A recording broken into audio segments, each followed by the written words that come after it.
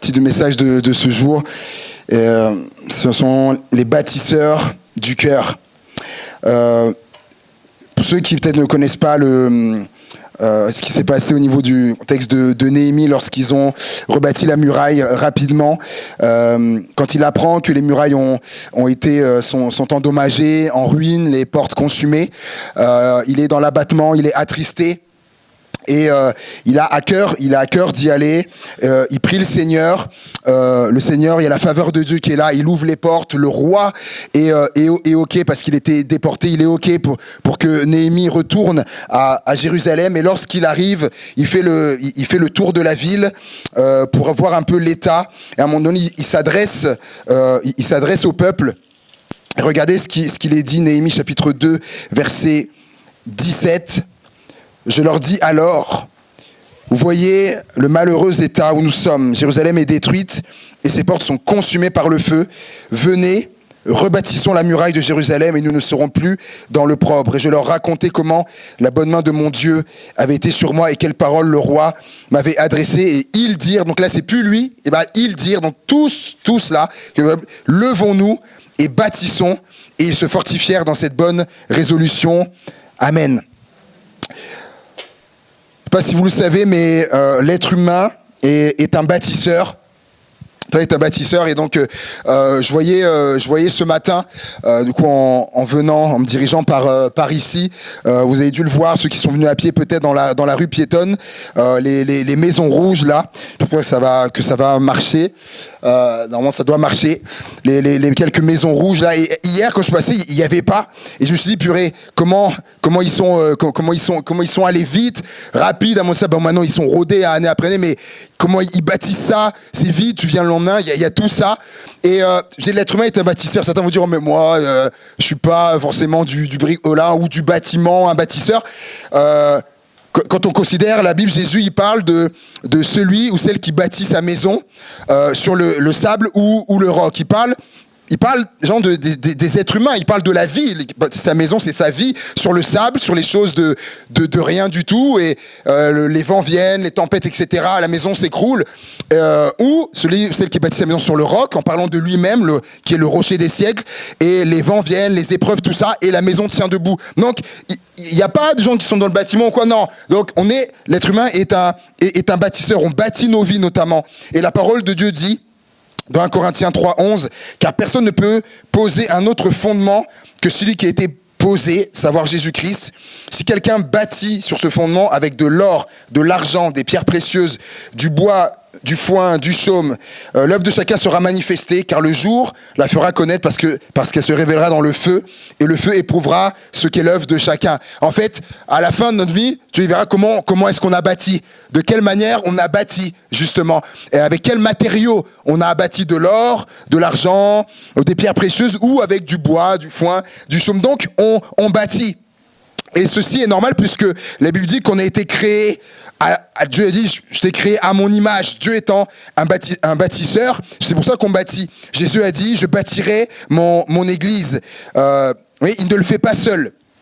La Bible dit que Jésus est l'architecte. Il est l'architecte, c'est Paul qui dit ça. Sauf que je pose la question, est-ce que une bâtisse, quelle qu'elle soit, est-ce que ça fait intervenir uniquement un architecte ? Ah non, l'action est logique. Mais non, quand on les voit, il y a les ouvriers, tout ça. Il y a Tony, faut Tony, on va dire. Bah oui, on va dire faut Tony. Donc ça fait intervenir plein de personnes. Et la Bible dit aussi qu'on est co-ouvrier avec le Seigneur. C'est beau ça de voir qu'il œuvre aussi avec nous dans cette construction, dans cette bâtisse. Et je reviens à Néhémie, le chapitre 3, on va pas le lire, il est trop long, nous parle de plusieurs portes, notamment dans la muraille qu'ils ont rebâtie, qu'ils ont reconstruit, de plusieurs portes qui doivent nous parler. La première, ce verset premier, Éliachib, le souverain sacrificateur, se leva avec ses frères, les sacrificateurs, et ils bâtirent la porte des brebis. Première porte, on va en voir, il y en a plusieurs, mais la première dont il est fait mention, c'est la porte des brebis. On va dire, ça a été mis comme ça ou quoi. Non. On le sait, dans toute la parole de Dieu, il n'y a pas de hasard. Dieu fait rien au hasard. Ici, cette première porte est là. c'est qu'il y a quelque chose. La porte des brebis, je vous amène maintenant à Jean chapitre 10, lorsque Jésus il parle qu'il est le bon berger, et il dira également, je suis la porte des brebis.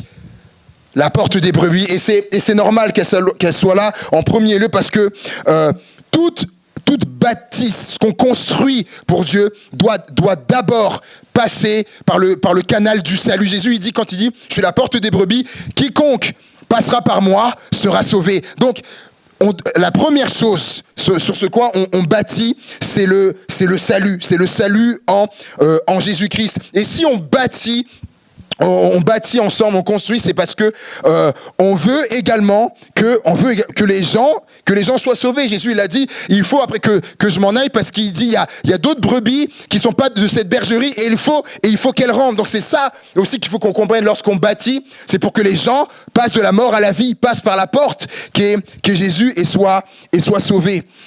La deuxième, il est dit, les fils de Séna bâtirent la porte des poissons.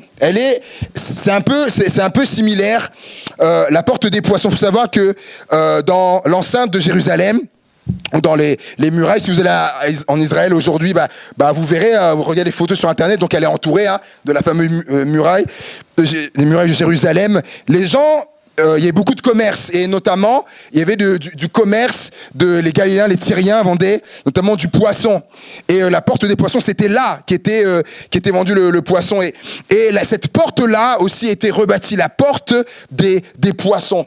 C'est intéressant de voir que Jésus a dit, lorsqu'il a appelé Pierre, il a dit, je ferai de toi, tu étais un pêcheur, il a trouvé à la pêche, mais tu seras aussi un pêcheur d'hommes. Un pêcheur d'hommes. Et c'est ça aussi. Et c'est pas juste l'appel de Pierre, c'est de chacun d'entre nous à être des pêcheurs d'hommes. Et c'est de voir aussi que dans les miracles qu'a fait Jésus, l'un des miracles qui revient souvent, où il a fait plusieurs fois, c'est le miracle de la pêche miraculeuse, voilà, qu'il a fait à plusieurs reprises. Et on retrouve ces poissons qui sont là. Et je crois qu'aussi que dans ce fait de bâtir le royaume de Dieu, tout ça, c'est pour que si le miraculeux prenne place, qu'il y ait des choses comme on vient d'entendre, des hémorragies qui éclatent, et qu'il n'y a aucune séquelle derrière, des choses comme ça, comme dimanche dernier, c'est Eric qui a témoigné par rapport à une cliente qui a, cancer. 20 personnes en France ont ça. Je ne sais pas si on réalise. Et elle a ça. Et on prie, il dit, je vais prier pour toi, on va prier à l'église, connect, jeûne et prière, on prie, le chirurgien qui ouvre. Et chose incroyable, un cocon s'est formé au-dessus, ça n'a pas pu se répandre. Et c'est pour ça qu'on m'a dit, notamment pour la dimension miraculeuse, la porte des poissons. Jojada, fils de Passéac, et Meshulam, fils de Bessodia, réparèrent la vieille porte, ou appelée aussi porte du vieux mur. Certainement, ça devait être réparé, c'est que ce mur-là avait dû être donc affaissé, donc et écroulé. Fallait réparer. Et ça m'a parlé dans ce sens que la porte du vieux mur. Et peut-être il y a quelqu'un ou des personnes qui ont besoin que cette porte-là, des choses soient réparées. Peut-être des choses qui sont vieilles, justement, qui datent. Des choses peut-être se sont passées, et c'est là, et peut-être c'est comme tes murs se sont effondrés, et puis il y a besoin de réparation, besoin que cette porte-là soit réparée. Si on étudie la cartographie de l'époque, donc des murailles là, on s'aperçoit que cette porte-là, la porte du vieux mur, était située juste à l'angle de la muraille. Pile à l'angle de la muraille. Et ça encore, c'est pas le hasard. L'apôtre Paul qui dit Jésus-Christ étant lui-même la pierre de l'angle de l'édifice, de tout ce qui est bâti. Et je crois pour toi, peu importe ce qu'il y a besoin que cette porte soit réparée, les murs se sont affaissés, écroulés dans ta vie, il faut que Jésus soit l'angle de ta construction. Il soit à l'angle. La pierre angulaire. Hanin et les habitants de Zanoach réparèrent la porte de la vallée. La porte de la vallée. Pourquoi on l'a appelé la porte de la vallée? C'est parce que il y avait un dénivelé au niveau des murailles, il y avait un dénivelé, et cette porte-là, en fait, était un peu en contrebas par rapport aux autres portes, un peu en descente. Et moi, comment ça m'a parlé? Ça m'a parlé d'abaissement, d'humilité. On l'a entendu dans le verset pour la Sainte Seine que le pasteur Tony a appris, Jésus qui s'est abaissé, qui s'est humilié également. Je crois que c'est quelque chose qui est important lorsque nous bâtissons, que l'humilité soit là, justement en modèle, comme en prenant modèle sur notre Seigneur. Malkija, fils de Rékab, chef du district de Beth Hakerem, répara la porte du fumier. La porte du fumier. La porte du fumier n'était qu'à 500 mètres de celle de la vallée de celle dont je viens de parler juste avant, à 500 mètres. Pour dire c'est quoi, c'est beaucoup, c'est pas beaucoup, c'est très peu. Si vous allez un jour en Israël, vous verrez, la muraille, elle entoure toute la ville entière. Donc 500 mètres, c'est rien. Et ça indique qu'il faut de l'humilité pour reconnaître ce qui est du fumier dans ma vie, ce qui sent mauvais, ce qui doit ne plus être là. Et ce qui est marquant aussi, c'est que dans la situation géographique, c'est que cette porte-là, la porte du fumier, était à l'extrême opposé de la porte des brebis, la première. La porte du salut. Bah oui, pour la porte du salut, il faut que le péché soit à l'extrémité de ça. Et plus loin que ça, les ordures, etc., extrêmement d'animaux, étaient emmenés au-delà de cette porte-là et en dehors de l'enceinte des murailles. Il faut que tout ce qui est nauséabond, le péché, soit justement en dehors de ce que nous bâtissons. Un autre point qui a attiré mon attention sur cette porte, c'est Malkija, fils de Rékab, répara la porte du fumier. Dans d'autres versets, il est question ils étaient à plusieurs, et là, par exemple, il est tout seul. Et en fait, c'est normal. C'est parce que l'histoire du fumier dans notre vie, le fumier, le péché ou autre, ça, c'est une histoire personnelle. C'est une question personnelle. Je peux pas m'acquitter de la question du péché de ma sœur et de mon frère. Pour moi, non. C'est personnel. Ça. Chalin, fils de Kol-Osé, chef du district de Mitzpah, répara la porte de la source. La porte de la source. Et ça m'a rappelé un autre passage dans Jean chapitre 7 et verset 37, un passage qui est bien connu. Là, donc la porte de la source. Le dernier jour, le grand jour de la fête, Jésus se tenant debout s'écria, « Si quelqu'un a soif, qu'il vienne à moi et qu'il boive. Celui qui croit en moi, des fleuves d'eau vive couleront de son sein, comme dit l'Écriture. » Et il dit cela de l'Esprit que devaient recevoir ceux qui croiraient en lui, car l'Esprit n'était pas encore, parce que Jésus n'avait pas encore été glorifié. Amen. Amen. Et il dira que cette source-là, elle jaillira jusque dans la vie éternelle. Une source qui jaillit jusque dans la vie éternelle. Et ça me parle ça parle du Saint-Esprit, et que ce que nous bâtissons, nous ne pouvons pas bâtir sans la présence du Saint-Esprit. Il faut que le Saint-Esprit soit aussi là dans ce que nous bâtissons. Les Nétiniens demeurant sur la colline travaillèrent jusque vis-à-vis de la porte des eaux. La porte des eaux, elle est différente de la porte de la source, c'en est une autre. La porte des eaux. La parole, plusieurs fois dans la Bible, il est question de l'eau de la parole. Plein de versets qui parlent de l'eau de la parole. Et quand on lit, il n'est pas dit que cette porte elle devait être réparée ou remise en état. Non. Ils travaillèrent jusque vis-à-vis de la porte des eaux. Et je me disais, c'est normal parce que la parole de Dieu, elle n'a pas à être réparée.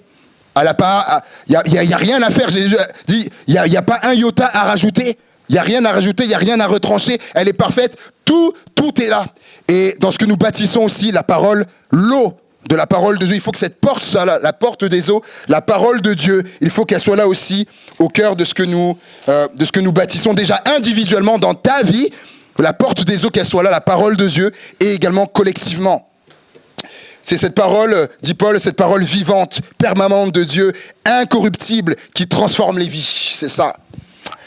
Au-dessus de la porte des chevaux, les sacrificateurs travaillèrent chacun devant sa maison. Au-dessus de la porte des chevaux.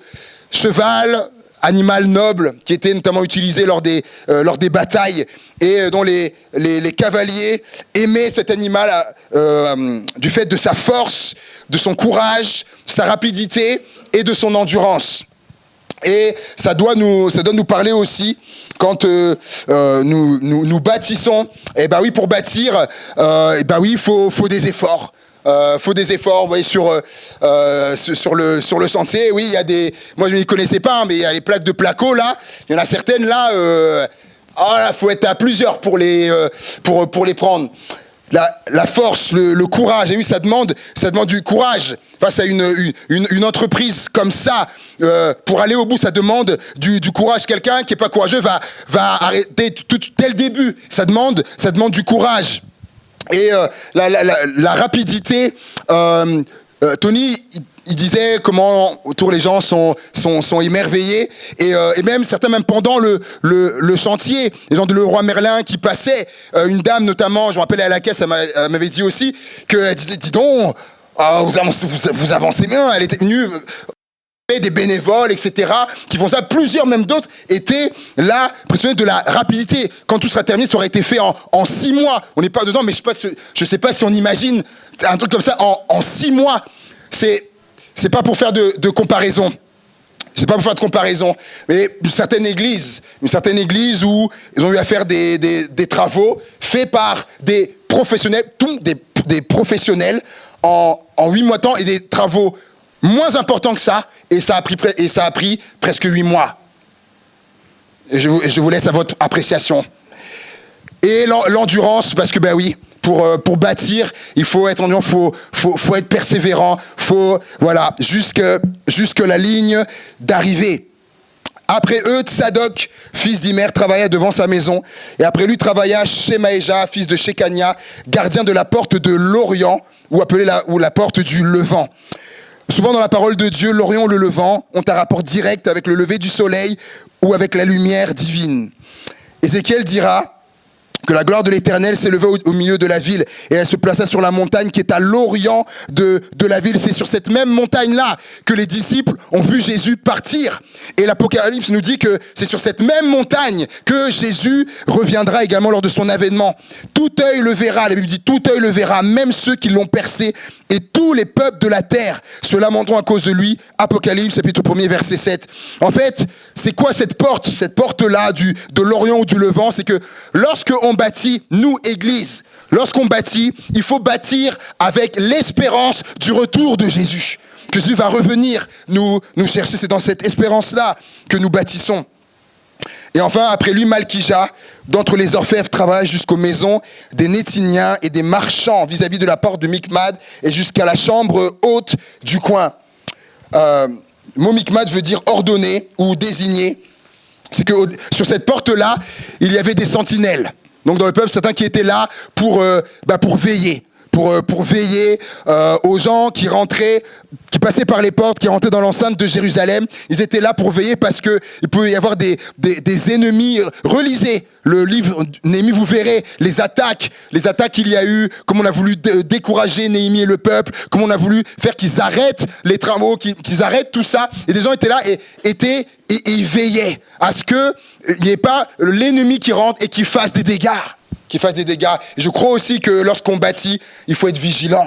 Faut pas se dire, oh, tout va aller. Non, l'ennemi va pas se dire, ah tiens, oh, ce qu'ils font, c'est génial. Oh là là, ça, ils bâtissent pour le royaume de Dieu, des gens vont être sauvés, tout ça. Oh, c'est top ce qu'ils font. Non. Il dort pas. C'est pour ça qu'il faut être vigilant. Et notamment, je pensais à ça tout à l'heure, s'il veut mettre de la discorde, etc., des choses, se dire non, je ne céderai pas à ça, je me trompe pas de combat. Mon ennemi, c'est pas mon frère, c'est pas ma sœur. Paul, il le dit, on n'a pas à lutter contre la chair et le sang, c'est pas mon frère, ma sœur. Non, de discerner si l'ennemi veut vers du trouble. Non, tu n'as pas ta place au nom de nous. Le peuple a dit, nous, nous nous lèverons et nous bâtirons. En une seule phrase, 4 nous. 4 nous. Et je crois que, en fait, c'est ça qu'il faut. C'est le nous entièrement. À 15 reprises, dans Néhémie, il est dit, un tel était à côté de un tel, à côté de 15 fois. Et c'est dire l'importance. Et c'est ça. Et par rapport à ce que l'on vit, c'est ça. Pour dire que Steven était à côté de Aline, qui était à côté de Sonia, qui était à côté de Hiram, etc. À côté d'eux. On peut mettre tous nos prénoms. Ils avaient un grand défi. Et nous également. Et ils l'ont achevé. Pourquoi ? Parce qu'ils étaient tous ensemble. Et ça revient à plusieurs reprises aussi. Ils étaient ensemble, en faisant ensemble à plusieurs reprises. Ils ont réussi, c'est pour ça. Parce qu'il y avait le nous, parce qu'ils étaient ensemble et parce qu'ils étaient un tel à côté d'un tel. Et hier, j'étais... sur le coup, je ne l'ai pas percuté hier, mais c'est ce matin en étant sur le message que hier, en fait, il y avait un peu de ça. Ils peignaient notamment, plusieurs peignaient les battants des portes, là, comme vous verrez au dos, là où c'est pas en gris, là, donc ils peignaient en blanc. Et je voyais, il y avait le duo d'acolytes, il y avait Maryse et Véronique. Ils étaient là peignés ensemble. Et puis il y avait Jonathan et Dieudonné qui peignaient ensemble, etc. Et c'est ça, je crois, à côté d'eux. Et tu me permettras, Jonathan, j'étais... voilà, et puis il parlait avec Dieudonné, et il a dit quelque chose qui m'a vraiment touché. Il était là et il parlait avec Dieudonné, il disait, il dit, plus tard, je pourrais dire à mes enfants que j'ai aidé à construire une église. Et je sais pas si c'est rendu, mais ça m'a tellement touché. Et il dit, il est étudiant et c'est bien, il voit loin, il voit déjà les enfants, c'est un visionnaire, c'est bien. C'est bien. Et wow, quelle phrase. Je pourrais dire à mes enfants, mais c'est magnifique, j'ai aidé à construire une église. Waouh. Et il disait, bah oui, il voit aussi le baptistère et tout ça, et puis il me demande, ce sera le baptistère, et je dis oui, et tu sais, début d'année prochaine, je dis, et ce sera là, dedans, que tu seras baptisé. Si on bâtit ensemble, c'est pour ça.